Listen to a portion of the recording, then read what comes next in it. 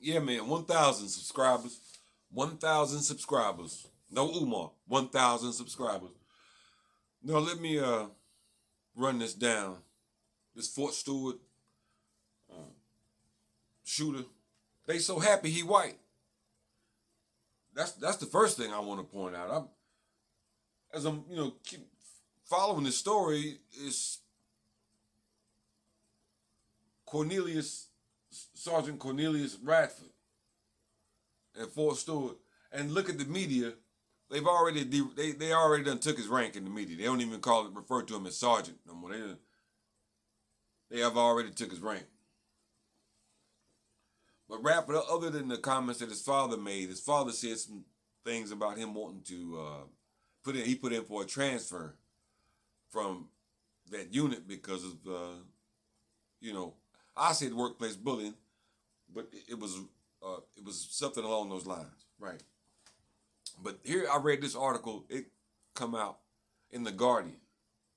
It says a friend of a man accused of gunning down 5 fellow soldiers at Fort Stewart Army Base in Georgia earlier this week recounted how the suspect repeatedly bullied for having a serious stutter, according to a news report. Meanwhile, soldiers who acted swiftly to suppress the gunman from them dumb something. Anyway, should have had 2 pistols. This kind of enrages me because it was bullying. It was in fact bullying, which is becoming real popular in America, especially across this country. And with people like him, with brothers like Radford, I know he was a good kid because they don't bully. No, they don't come up and they don't do that with guys who they know, right? Well, it's action. It's go time when they know it's action with the cats. They know they know who to do that, pull that with.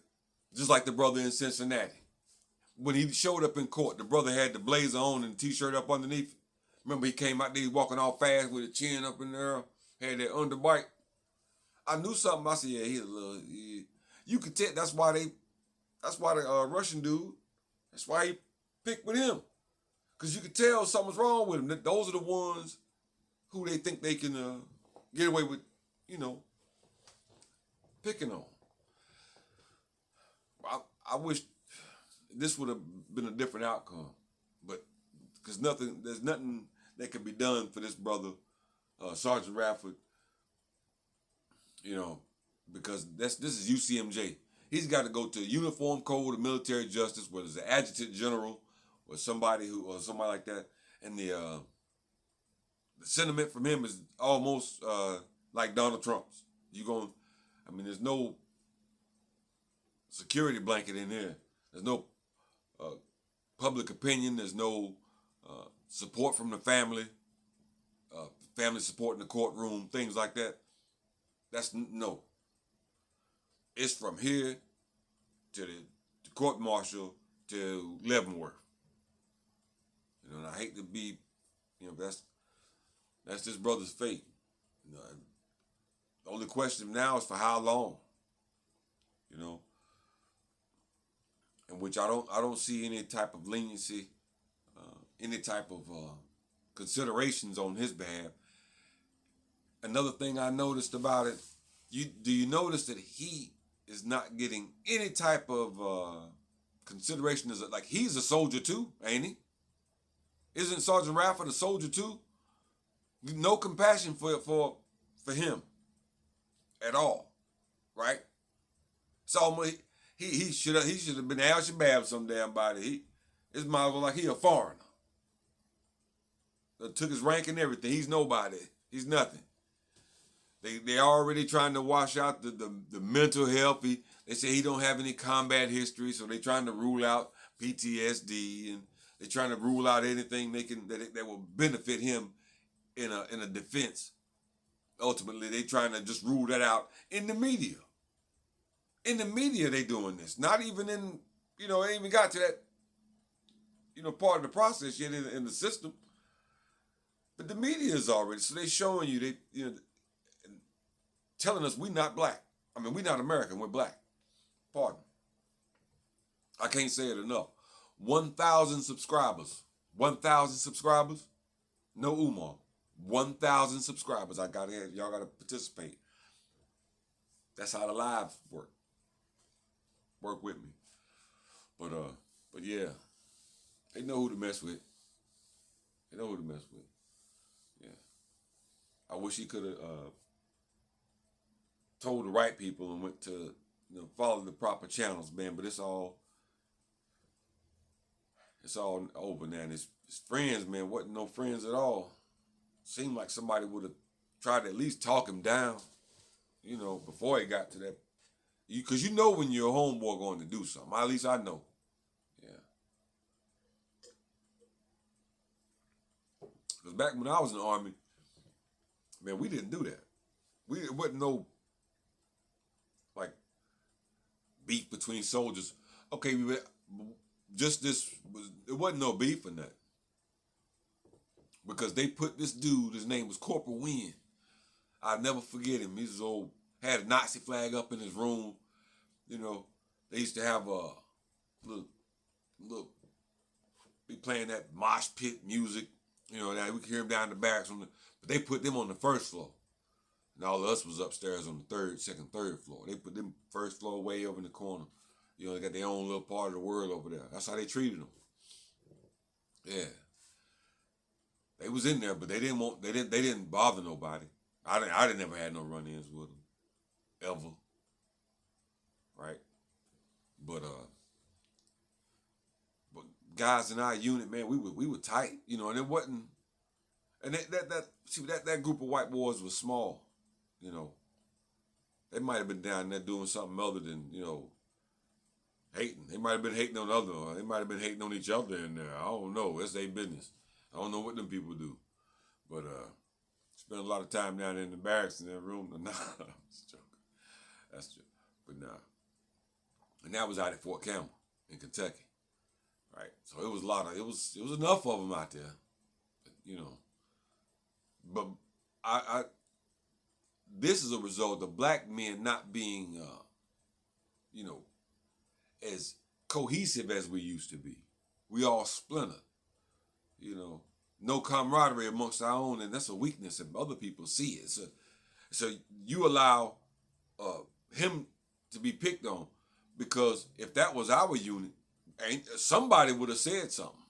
If somebody would have seen you picking on somebody, it would have been somebody like Omar, a man from St. Louis. Man, Big Omar, he didn't like no bullies. He was the biggest dude on the yard. I mean, in the barracks, man. Omar had to walk through the door sideways. He was from St. Louis. I don't remember his first name. Big cool dude though, funny man. Big dude, tall, mean funny black dude. Omar. I remember, it's cool though. But yeah, if you go, that's why I say a lot of chumps. Little chump dudes, I bet, like I said, they were Mexicans and white, these so-called victims. I bet they were Hispanics and white people. Yeah. Cause they rally together and they run get with that mouth on they all gang up on one dude. It'll take a few of them. But black people used to be tight. You couldn't do that. Cause somebody would check them. Like Big Omar. Yeah, you ain't want Omar having to come check you. Now, man, that dude smack you in the face, man. I'm talking about all your gear be on the ground. Yeah, that dude him and Matapua. Matapua was another big one. He didn't play that bully stuff neither, because if anybody was gonna be the bully, it was gonna be him. Yeah. He used to like to call that cadence Tiny Bubbles. Remember the Tiny Bubbles? He's a big Hawaiian dude though, big small. He liked that. Yeah, that was cool. We all of us was tight back then. We didn't have no people like that picking on nobody. So I guess the military has changed. It's different now. You got a bunch of young punks in there now. You notice do anybody from the old school been in the military and notice how much facial hair these guys got? In the military, everybody had facial hair. Even now when I saw Sergeant Radford, Sergeant Radford. When I saw they showing his damn mugshot all over the news, but dude's got a beard. And we used to call that, it's a profile. You can't, you're supposed to. But then I said, wait a minute, because one of the other dudes who tackled him, who they say before, after this took place, that other black dude, he had a goatee. He had a goatee and everything. I said, what's up with that? People don't have no, you used to have to shave in the military. It's done changed, man. Since I was in there, it's done changed. You used to have, I'm talking shave. Everything but the lip and that to the corner right there. You can't have no Snake Plissken or none of that. It had to be almost a Hitler mustache. You couldn't have, you had to have a Groucho Marx. You couldn't. Now they got full beards in the military, man. I'm tripping. Tattoos all over their face and stuff. Man, I mean, their arms, they have tattoos and stuff now. It looks crazy. But getting off there, standards is lax, so this might be a result of that.